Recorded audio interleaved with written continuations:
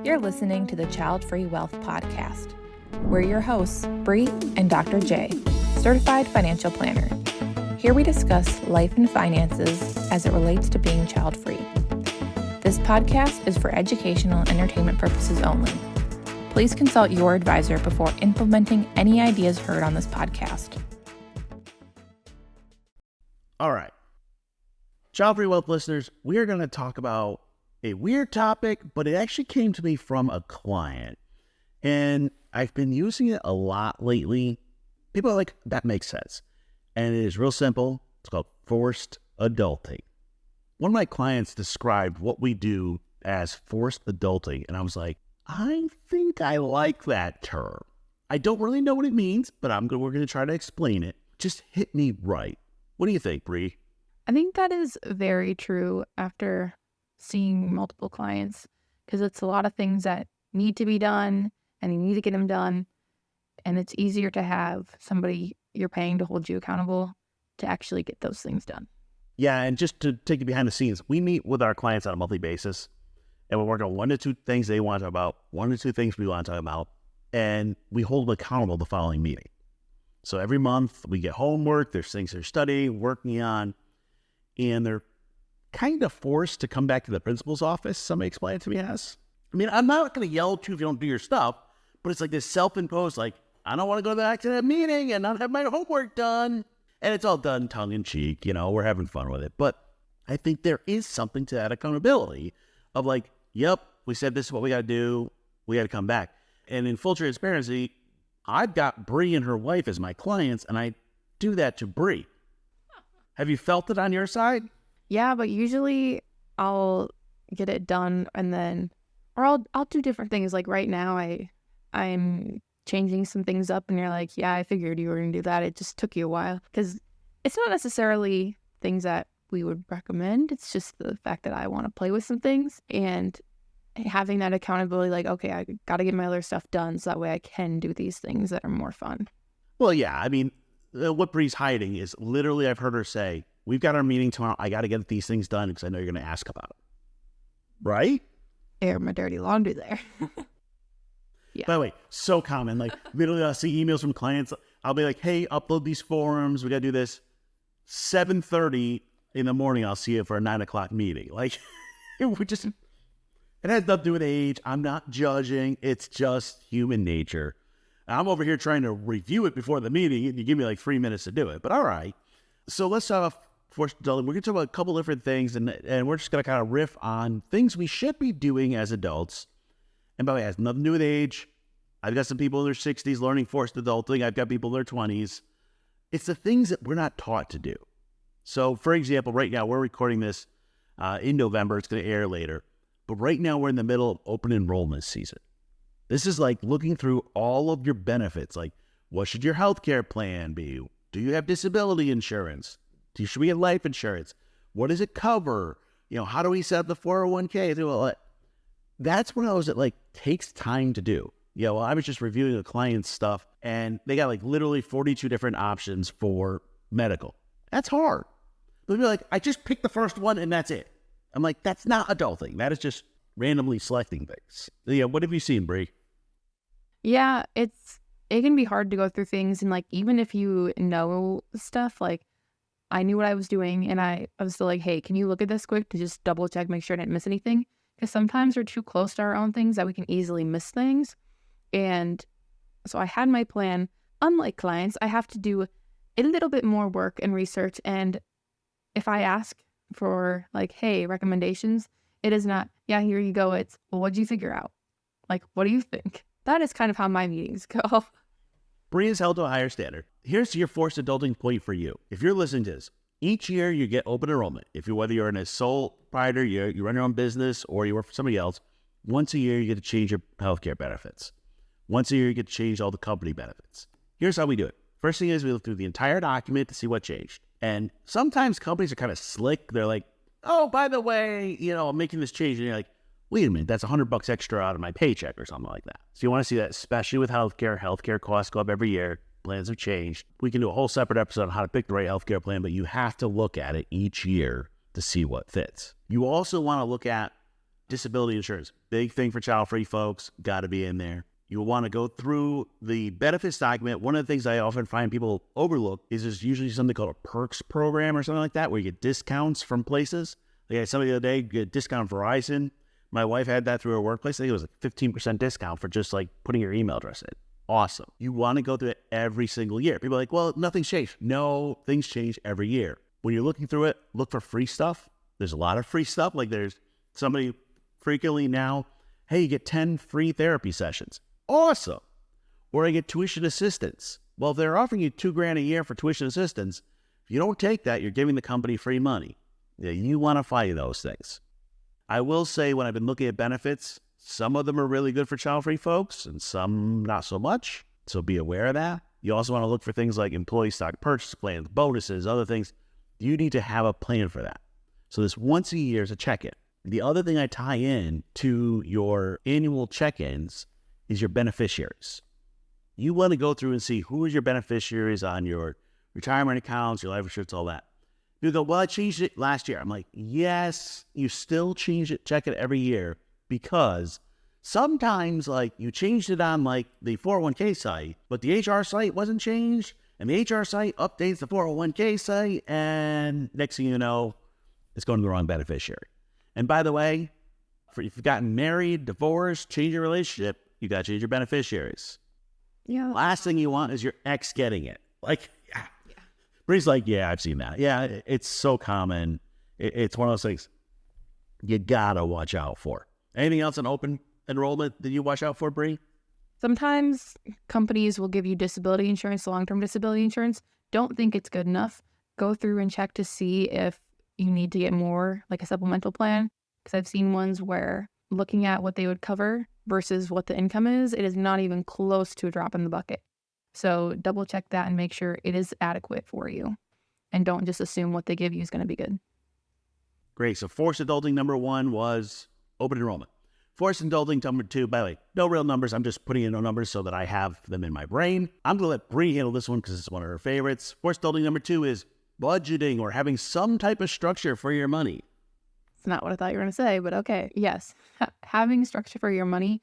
I always like to say every company has a budget. You should too, because if your company didn't have a budget, they won't be able to pay you. So how do you think you're going to be able to operate your household if you're not following a budget or have like idea of where your money is going? I don't care what platform you make your budget on, but make sure it works for you. We often do the money management system with clients. We list out your must, shoulds, coulds, and won'ts, and that prioritizes them. And then you can either track them using a spreadsheet. I do that, but I recently switched to using Monarch. So it's an app you can use as well that automatically updates things for you and go in there paying attention to that. Budgeting is proactive. Tracking is reactive. So a lot of people say, oh, I'm creating a budget. But really what they're doing is just tracking their expenses. Budgeting is creating a plan before the time frame starts for where your money is going to go. And then you track to make sure you're staying within that budget. And by the way, we are not talking about cutting back everything you enjoy. Nobody said cut back. We just have to have a plan for it, okay? I keep all the streaming services. That's part of my budget. Is it the right financial decision? No. All right, you're allowed to, make mistakes or spend on whatever you want or whatever, as long as it's within a certain amount. I have a lot of people like, well, I don't want to talk about my expenses. I'm like, well, if you don't talk about your expenses, I can't figure out any of your other numbers because I have no clue what you have left at the end of the year. And I don't really care, like, did you spend $3 at this place and $7? Who cares? I want to know the big categories and what you're spending money on. And one of my fun ones, fun being in quotes here, is to figure out what your stuff budget was. This is how much you spend on just stuff over the past year that did not bring you happiness. And usually it's about a third of your take home right now for most people. It's the mindless spending. It's the Amazons of the world. It's the DoorDash. It's the other things that at the end of the year didn't bring you any joy, but you're just mindlessly spending money on. What I find is most people have something they can cut out of there. I mean, I'm not talking, if you're paycheck to paycheck, you're probably not have extra money on the stuff, but you have to have a feel for it. Because we're like, well, but I don't want to cut back my travel. I'm like, no. But what we can do is put more money towards travel and less towards stuff. You're like, oh, that makes sense. And that's a frequent one too. Like you will go and double travel budgets and be like, hey, you say this is important more than this, so let's double your travel budget and stop spending on random things that you don't care about. And by the way, the forced adulting part of that is, if I have them focused on a bigger goal, they'll spend less money on the other stuff. Because it's like, do I want this item from Amazon or do I want to go to Paris? It makes it easier. Dining out, big one. You can dine out, but you need to have a budget for it. Bri and I have an ongoing battle because I think an expensive dinner is $70 and she thinks it's about double that. Yeah, our wives have different tastes and that's okay. That's part of that adulting, is having a budget and a plan for it, right? Yes, that is true. It's over the weekend conversation. Yep. So what we're doing with the forced adulting and budgeting, we're really saying just have a plan for your money. Don't care what it is. The thing I try to do with clients to kind of force the adulting a bit is bring in the edges on them. So what we'll do is we'll have money automatically go to their savings, or automatically go to their 401k, or automatically go to another account, or go to sinking funds or other things. They have less spending money in their account. If you have less spending money in your account, you tend not to do mindless spending. Yeah, and that's the hard part. It's just to have a priority around it. Yeah, when I work with clients on their budget, it's kind of like they don't really want to tell me the truth of what's going on. And I'm like, I don't care. Tell me whatever it is. I'm not going to judge. We're just going to put it all on the sheet. Are you really hiding it from me, or are you hiding it from yourself? Mm-hmm. I think the other part with budgeting that's forced adulting, if you're in a couple, you need to talk about your finances together. Just saying. And I'm going to leave that one there. We will do a separate one on couples because that could be its own event. Number 3 on forced budgeting, I'm going to call it maintenance. Now, by the way, maintenance could be on your house, your car, your body, everything else. It's the preventative maintenance that we're not doing. So, for example, if you own a house, if you don't clean out the gutters, you're going to end up with a problem.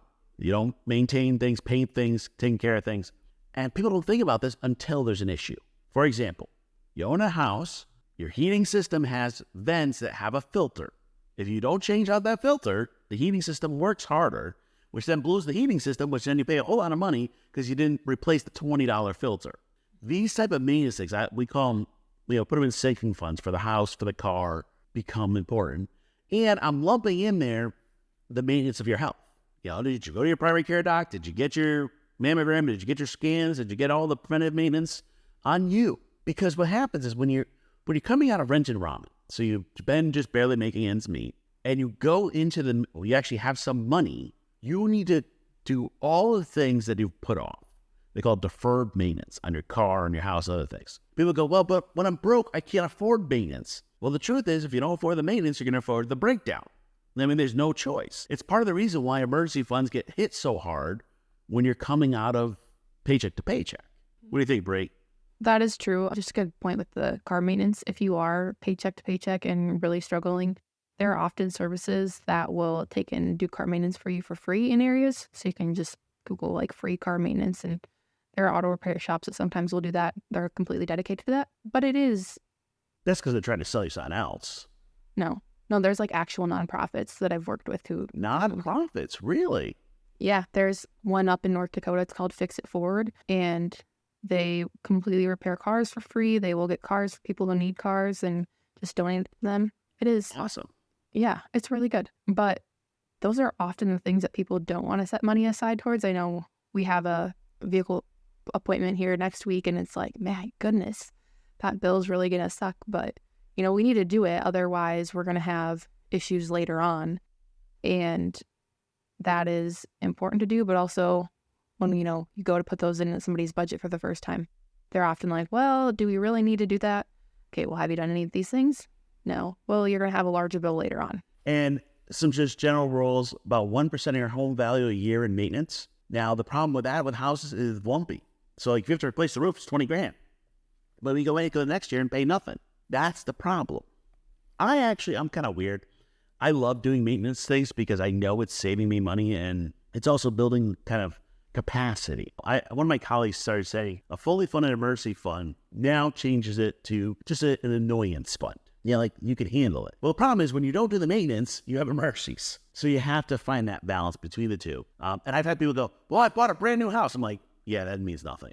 Like, seriously. Things break and contractors are cheap, and it just happens. Same with new cars. Yeah, you may have a little less maintenance up front, but you need tires, brakes, oil change, whatever it is. You got your Tesla, yeah, you don't need the oil change, but you still need tires. There's different things if you can stay ahead of it. Now, I had somebody ask me, it's like a 1% for a house. What's the national standard for cars? There's a number kind of like $750 to $1,000 a year, but there's a huge difference there between, hey, I've got a brand new car and I've got a piece of junk and where you live. And the best bet is to look at what you paid last year and plan on that. Or get quotes too. Yeah, and what we do is we spread it across the year. So if I think I'm going to spend $1,200 a year on my car maintenance, so we put $100 a month aside in a sinking fund. Sinking funds, emergency funds, those are all part of basic adulting that you need to get used to and managing your accounts and different things. And while there, you need to know where all your money is. That's a basic thing of where are my accounts, where's it going, how much am I making? You need to have some control over it. All right. What Bri thought I meant the first time when I said one of her favorite topics, this is actually her favorite topic, is estate planning. Who's going to take care of you when you're dying, you have power of attorney, and in case I die file. So tell me about the adulting there, Bri. Yeah, having your estate planning done is going to include your will, which says where you want things to go after your death. And then power of attorney, there's financial and medical. Those are in place that in the event that you cannot take care of those yourself or make decisions, then whoever you select as your power of attorney can make those decisions for you. And then an in case I die file says everything where things are listed out. I'll put it in the show notes, but there's somebody we met from FinCon. Dying Kindness is the business, and I just downloaded her death binder last night and used it for myself. And I was like, wow, there's things in there that I wouldn't have thought of to put in mine, saying like, who needs to be notified of your death? Like, who the contacts are for your work? Because let's say something, especially if you're a soloist and you pass away and somebody's taking care of things, well, how's work going to know you passed away? So because Bri doesn't come to the meeting. That is actually a valid concern that we've had conversations about. If I don't show up at a meeting, you better call a check for me. Yeah, and by the way, when Bri and I first started working together, she literally introduced me to her wife, gave her wife, my contact info in case anything happened. Makes good sense. We call it contingency planning in financial world. You need to have a plan for this. And by the way, when do you need to have a will and power of attorney? Today. I don't care what age you are, where you are, today. It's one of those adulting things to do. While you're there, double check your beneficiaries on everything. You want to have a plan for that. Also, if you have pets, you need a plan for them. People don't think about it, but if you're disabled or you die, who's taking the pets? We happen to have a jerk of a cat and a giant dog, meaning they're both a little hard to place. So not only do we have to have a plan for them, but we have to plan to bribe somebody to take them by giving them money. When you're trying to rehome a 155-pound English Mastiff, it's just a little harder to find a home. So that's all part of that estate planning. Number 5 on forced adulting, what's your plan for mom and dad? I'm calling this one out because we've had a lot of clients lately having some really good conversations with their parents about like, hey, how are you doing financially? Do you have a will? Do you have a power of attorney? But also like, is there an estate coming? Is there money coming? Is it not? There's kind of like 2 schools of this. Like the parents that the child-free folks are going to have to take care of. And then there's the parents that are going to send money down in the future. And I find that people avoid both of those conversations. They don't want to talk about like mom's going to need help. And they also don't want to talk about, well, mom's going to give me money. And they're like, I'm just going to ignore it. If it happens, it happens. Like, if it happens, it happens. It's not adulting. I think I made a comment about, oh, well, if it comes, that's great. And you said, don't live in La La Land. Like, you gotta have a plan. And by the way, if you think you're gonna have to care for your parents, which by the way, you probably are, you need to set boundaries now. For example, nobody lives with me and my wife. Why? Because I can't do it. I'll still support them in different ways. That's a boundary. You need to have those before they get sick, before they have it. And if your parents are going to be giving you money, you need to understand how. You need to understand the tax implications. There's different rules. There's changes to the estate planning tax that's going to happen in 2025. And you can't just be like, la, la, la, la, la, I don't see it, which Bri tried. Yeah, that didn't work out so well for me. All right. Number 6 on the forced adulting is planning for your future. Sounds simple, but that's the difference between an adult. Kid does what they enjoy, what feels good. An adult sets a plan and follows it. This could be saving for retirement, could be saving for a house, could be saving for whatever, could be investing. I had a discussion with somebody today. I was doing a Q&A, and they're like, yeah, I don't understand stocks. And I'm like, cool, so learn. And that was not the answer they were expecting. I'm like, you got the rest of your life to understand your money. You have to have a plan for the future. People go, well, but, I'm young, I can. Well, if you start young, saving for the future, it's huge. And by the way, part of planning for your future is not having debt. I didn't put this on this list because I'm going to do a whole separate conversation on debt. And getting out of debt is being part of the adulting. You can follow that in our 8 No Baby Steps program. But you have to have a plan for the future. That plan is also the question of what do I want to be when I grow up? And that's the question I ask all of my clients. And then they stare at me and just go, oh. Have you seen it, Bri? Oh, yeah. I've seen it multiple times. And anybody who's my age to people who are in their 70s, he'll ask. And the responses they're very interesting. A lot of people go, I never thought about that. Or maybe this, but I don't really know. Yep. You don't want the 18-year-old version of you making decisions for the 70-year-old version of you. Mm-hmm. So whatever you age are now, it's okay, cool.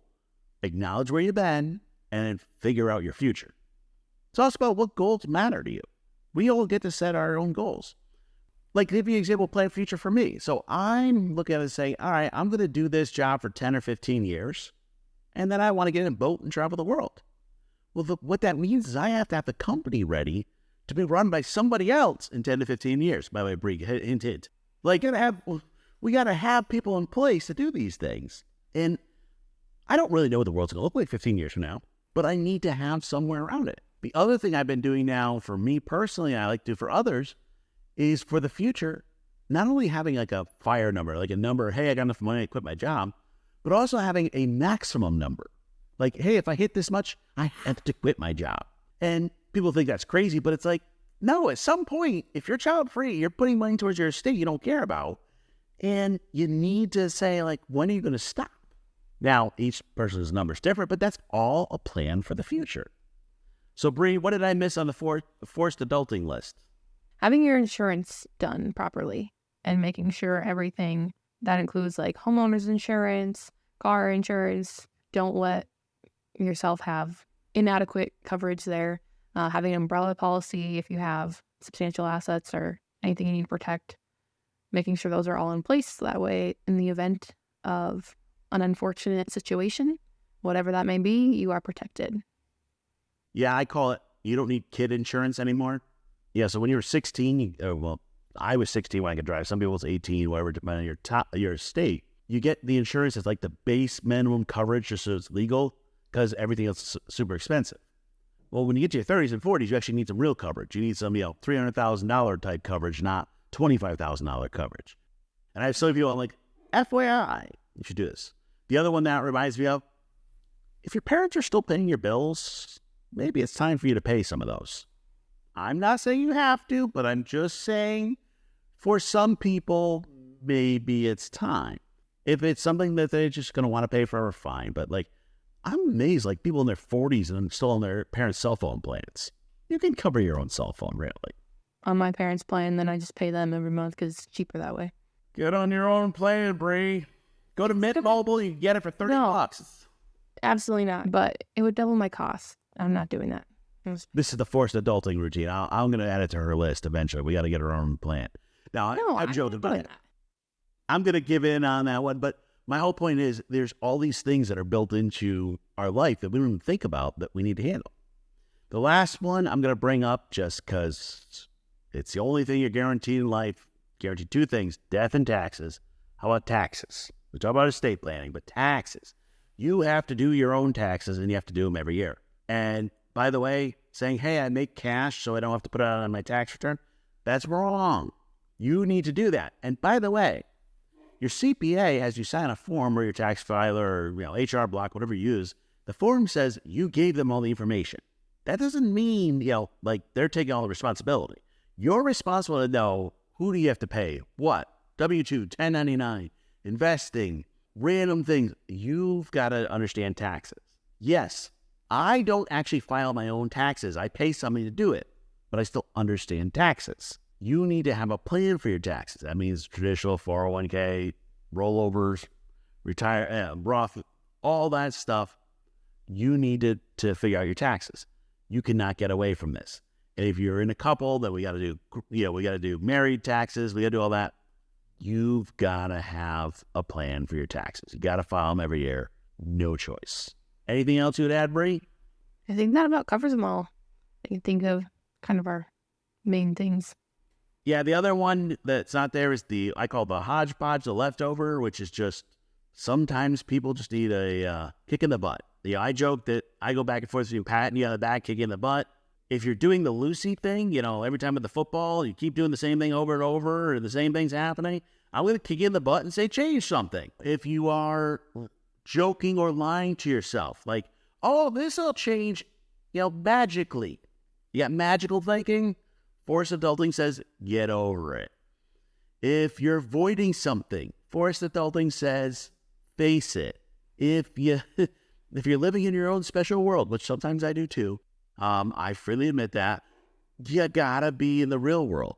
Another exaggeration of this is I've got people that are so far into the, let's call it the news cycles, that they're like, the whole world's going to come to an end. That's possible. But the adulting thing is, I also have a plan in case it doesn't. We have to find that balance. And having somebody to call you out on it is important. It could be a friend, could be somebody you pay, whatever it is. But you have that list of forced adulting. The other one of this one, it's kind of a little test. If you're thinking about this, just the constant forced adulting, you go, yeah, I need that. Well, then it's time to do it. You already know the list. I don't have to give you more list. You know the things you've been avoiding or not doing or not handling or whatever it is. It's time. By the way, it means some tough choices like, what do I want to be when I grow up? And actually growing up. That doesn't mean you don't have any fun. It just means you got to face it and have a plan and have a structure and look at your entire life. You're not going to do it overnight. You've been a kid most of your life, so the adulting takes time. And it's okay if you don't get it right. We just got to make improvements. That's all for this week's episode of Childfree Wealth Podcast. Be sure to follow Childfree Wealth on social media, email us at podcast@childfreewealth.com, or visit our website, www.childfreewealth.com.